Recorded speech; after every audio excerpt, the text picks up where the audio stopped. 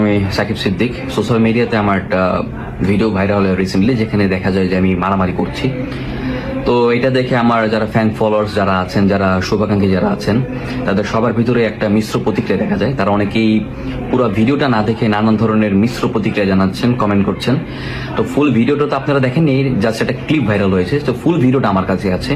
আমি যদি একটু ফুল ভিডিওটা আপনাদেরকে একটু শো করি, তাহলে আপনারা হয়তো দেখতে পাবেন যে আমি কিন্তু শুরুতে মিরাজকে সাইডে রাখি, যে মিরাজ, তোমার সাথে আমার পার্সোনাল কথা আছে এই বিষয়টা নিয়ে, যেহেতু তোমার আমার ইস্যুস, আমি এটা কারোর সাথে শেয়ার করতে চাচ্ছি না, তুমি আর আমি পার্সোনালি বসতে যাচ্ছি। रुको जरा सबर करो।